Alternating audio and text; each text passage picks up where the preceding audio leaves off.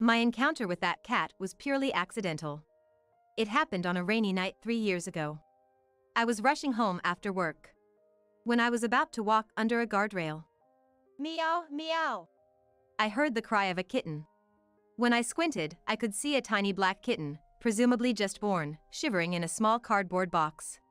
It seemed its eyes were not yet open. Inside the box was a note.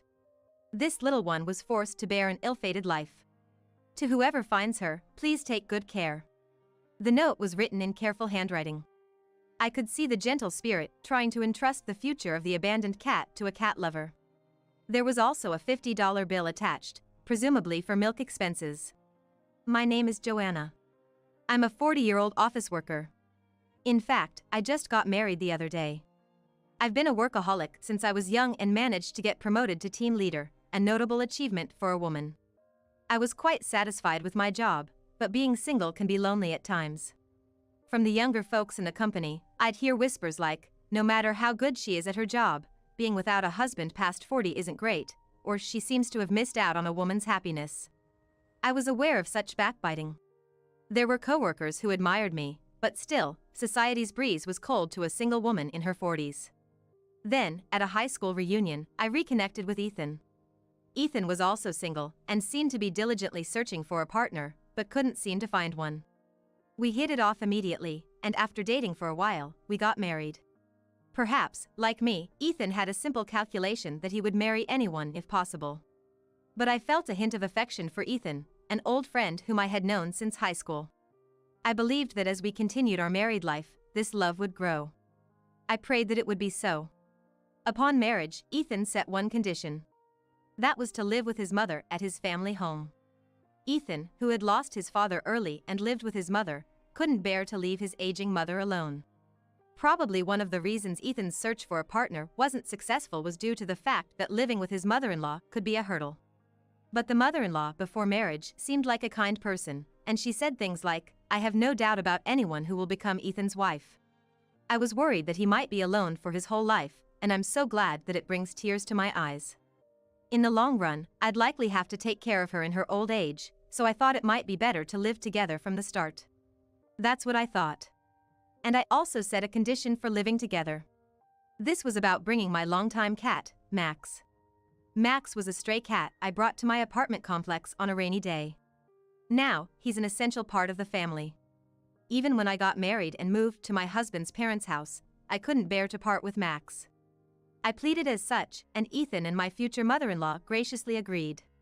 And so, after a modest wedding ceremony, Max and I stepped into Ethan's family home. However, once we started living together, my mother-in-law, who was supposed to be kind, changed her attitude dramatically. Joanna dear, now that you're married and are part of this family, you'll take care of the housework every day, won't you? My mother-in-law sipped her tea with a serene face. Finally Ethan is married, I can take it easy from now on. I've been telling him to quickly find a woman and bring her home because my back is bad. Huh? What? I couldn't catch up with the sudden change. Did she say all the housework was my responsibility? Of course, since I was living there, I planned to do my share of housework. But the way my mother-in-law's saying it, it sounded like I'd be doing everything. It should have been divided among the three of us, including Ethan. Divided. Wait a minute, please. I didn't get married to become a maid. I tried to assert, but my mother-in-law casually retorted, oh, didn't you say you wanted to dedicate yourself to your mother-in-law? Huh? Who said that and when? When I glared at Ethan who was next to me, he averted his eyes in a hurry. Apparently, Ethan had been lying to my mother-in-law to impress her. Regardless of what Ethan said, I'm not here to be a maid. I will, of course, do my share of the housework, but it should be divided among the three of us. It was better to communicate the truth sooner rather than later for the future. Oh my! Are you suggesting Ethan should do the housework too? Ethan is a man. Nowadays, it's normal for men to do housework. If men don't do housework, what happens to single men living alone? That's right. Housework is women's work, right? Even Ethan said something like that. Do these two have outdated thinking from before the 80s? If this was a computer OS, it would have been unsupported long ago. I was appalled inside, but I couldn't say anything more to Ethan and my mother-in-law. I guess I thought it was an important time to play the good wife. And as if they saw right through me, they continued to pile the housework onto me. And so, my life in hell began. Hey! Don't just sleep in, get up. Start preparing breakfast quickly. My mother-in-law kicked my pillow at 4 a.m. before the sun even rose. My mother-in-law's old, so she always got up early and always came to wake me up. Without any consideration for it being the couple's bedroom. It didn't matter whether I had been working late the night before or if it was a day off. I'd jolt awake from a kick to my pillow, with Ethan sound asleep next to me. I shook Ethan awake. Hey, could you say something to your mom? It's still 4 a.m. Ethan grumbled something that sounded half asleep, Well, older people wake up early. Cut her some slack. Yawn. I'm going back to sleep. I kicked Ethan's pillow away with all my might as he was about to go back to sleep. You should do some chores too. I don't want to be the only one being woken up. Huh? Why me? Mom always said that's the wife's job. Like mother, like son. Moreover, even Max, who sleeps in a different room, started to wake up early because of my mother-in-law. Actually, as soon as my mother-in-law woke up, she'd pester Max, which would wake him up, and he would come to me for help. If he started making a ruckus with his end-of-the-world-like meowing, it was impossible for me to stay asleep. And then, my mother-in-law from the other side would complain about the noise. Between the two of them, it felt like I was being assaulted by loudspeakers from the right and left. I felt absolutely miserable. I loved Max, but I hated my mother-in-law and husband. Even if I started doing chores from 4 a.m., my mother-in-law and husband did nothing but complain about my methods. Please do better. Can't you even do one chore properly despite living up to 40? What a waste of years. We need you to be more aware of your responsibilities as a wife. I was just married. I didn't move in to be treated like a servant. This was not the married life I envisioned. Maybe I should have filed for divorce immediately. But I was 40 years old. My friends and colleagues had gotten married long ago, and they had been gossiping about me that I missed the boat. No matter how good I was at my job, because I hadn't found the one, I was treated as a loser. After finally getting married, if I divorced so quickly, I couldn't imagine what people would say. It was petty pride, but I just couldn't let it go. Perhaps Ethan saw through that. If you don't want to do chores, get out. We can divorce if you want. But you're the one who will be in trouble, right? If you don't like it, respect my mom much more. Regrettably, at that time, I had no choice but to obey. But a life of waking up at 4 a.m. and being commanded until late at night was unbearable. Fatigue piled up and I eventually collapsed at work. When I woke up, I was in the hospital. My colleague, Sarah, had stayed with me. Are you awake? Good. I was worried when you collapsed all of a sudden. Sarah had been a reliable colleague who admired me. Thank you. I'm sorry for causing you trouble. I'll have my husband come to pick me up, so it's all right. When I smiled at her, Sarah hesitated. Well, after you were brought to the hospital, I called your house. But they just said, okay, and also. Despite their daughter-in-law collapsing, neither my mother-in-law nor husband seemed to be coming to get me. There was more to Sarah's story. When asked, is there anything else? I was told, there's a pile of ironing to do, so come straight home as soon as you wake up. Don't use a cab because it's a waste of money. I was in shock. Not only was I not being picked up, but the only things being worried about were the ironing and cab fare. Was I nothing more than a tool to be used in that house? Seeing me silently devastated, Sarah looked at me with concern. Manager, are you okay? You seem to have been struggling since you got married. Sarah seemed genuinely concerned about me, and I found myself revealing the truth to her. It was embarrassing to talk about my private life with a subordinate, but I had nowhere else to voice my concerns. That's what's happening. I'm tired because I'm made to take care of the house from 4 a.m. until late at night. But that's a wife's duty. I tried to force a smile. I couldn't show my weakness to Sarah after all. But then, Sarah asked with a serious look. What does it mean to be a wife? Are you a slave? Why are you putting up with this? You should just divorce that man. No, I mean, it's not bad enough for a divorce. I hastily shook my head. Divorce was not an option. What would people say if I did that? That's ridiculous. This isn't right. You're working hard at your job and yet, you're treated like a slave. If this goes on, you're gonna break down. Is your husband worth throwing your life away for? I respect you. I want you to be happier. Sarah's words shook me. That was right. Why was I being used by those people? Why was I continuing this miserable married life? It was due to my petty pride. I've finally got married. It would be embarrassing to get divorced.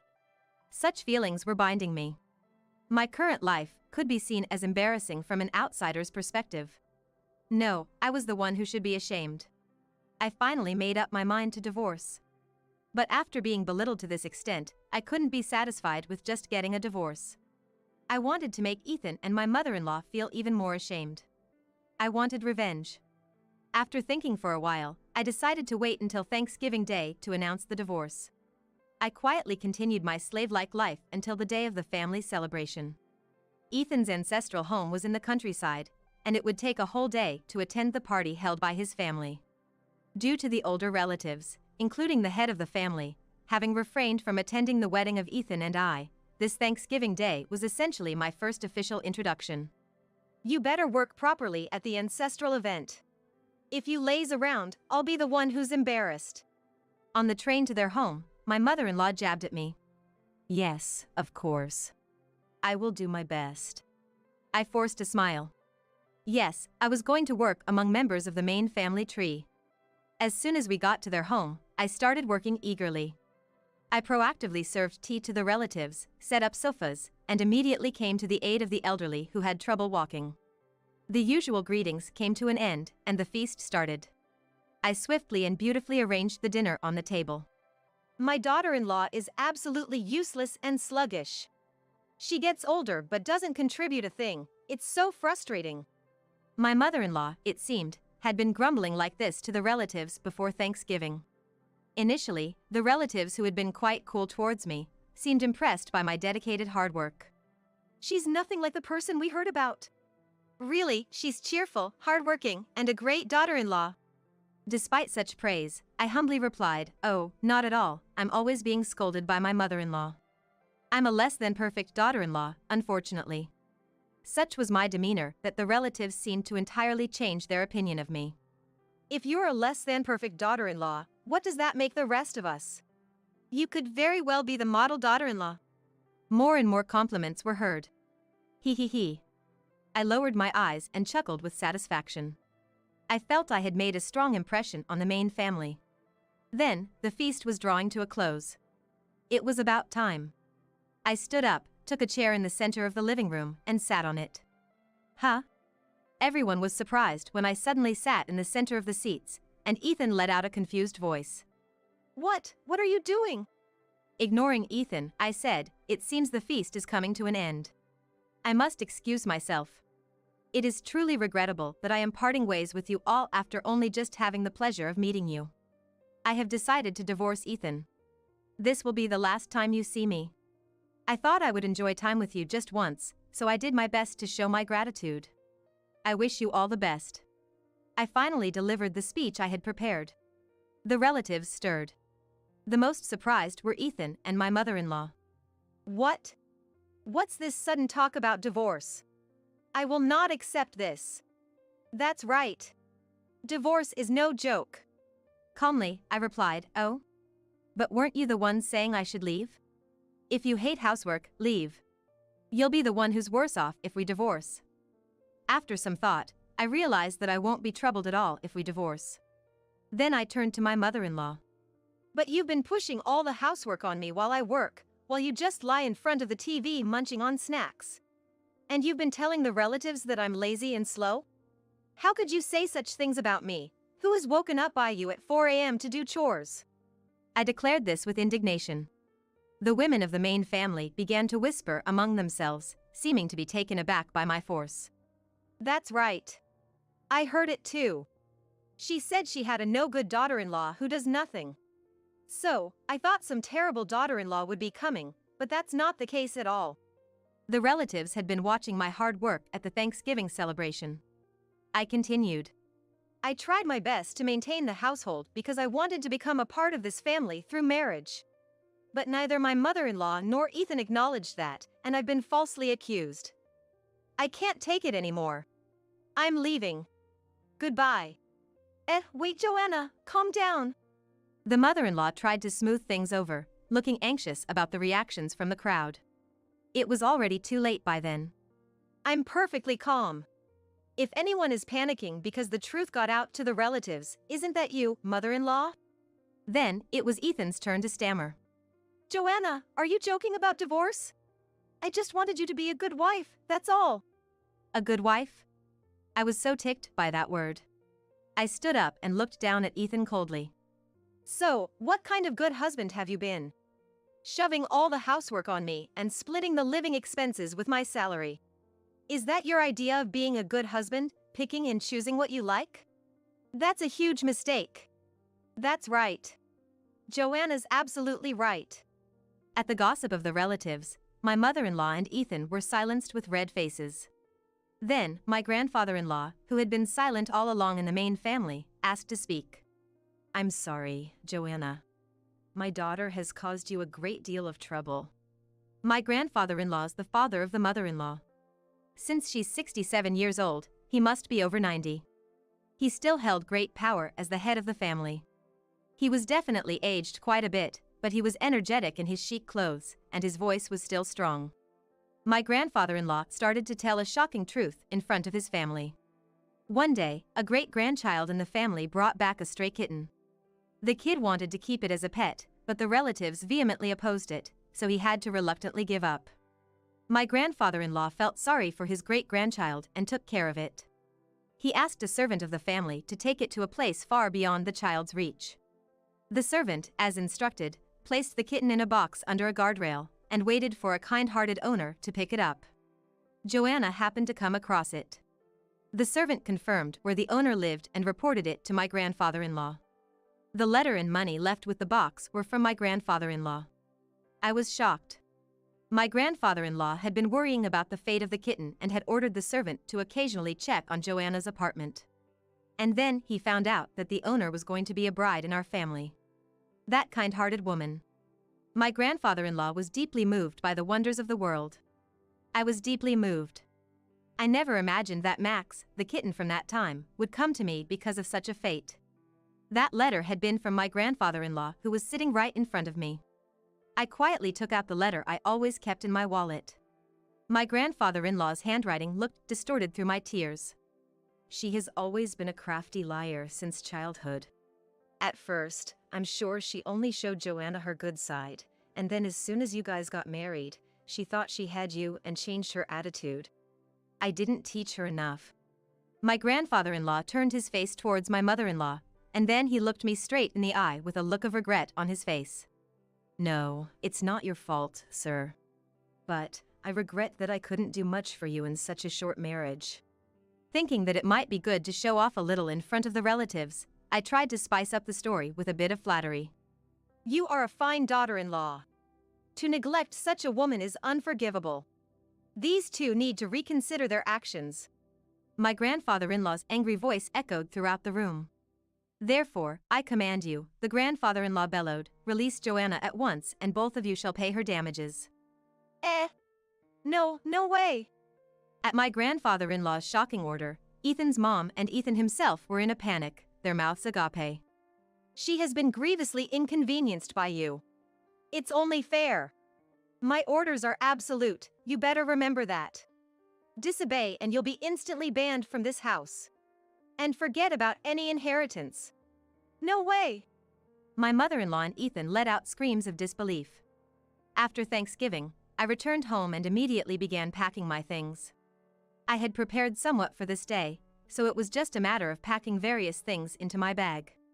I told myself not to forget Max's daily necessities. Where are you going? Ethan, flustered, asked me as I quickly packed my things. I've found an apartment where I can live with Max. I'm going to start a new life from there. The matter of damages can wait. Ethan mumbled to himself, lost for words. Just so you know, playing ignorant won't get you anywhere. I've made arrangements to stay in touch with the family who have shown sympathy for your grandfather and me. If anything happens, your grandfather will be contacted immediately. My mother-in-law, who had been listening, looked furious at being unable to respond. She scratched her head like a furious monkey and screamed. Oh, for heaven's sake. If you're going to leave, then just go. She then threw my bag at the front door. I've hated it from the start, this creepy black cat.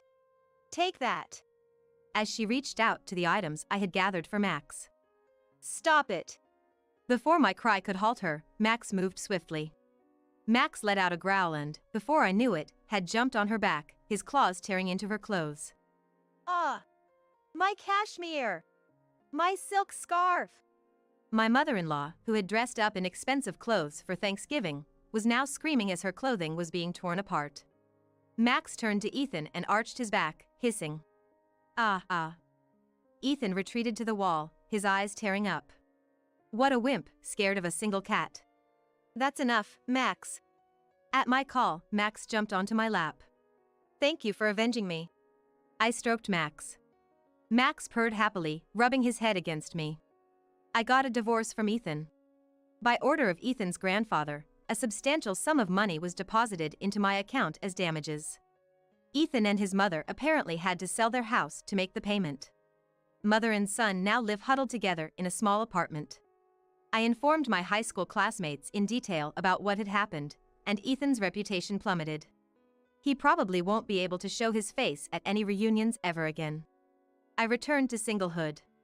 For the first time, I realized that working hard at my job and living freely with Max was much happier than staying in a marriage I didn't want. Sarah, my colleague at work who woke me up to this realization, said, "I'm glad for you. No offense, but you've become even more beautiful since your divorce." She cheered me up with her flattery. Don't tease a divorced woman. Come on, back to work, back to work. I encouraged Sarah. Yes. I have a fulfilling job, reliable colleagues, and when I come home, there's Max.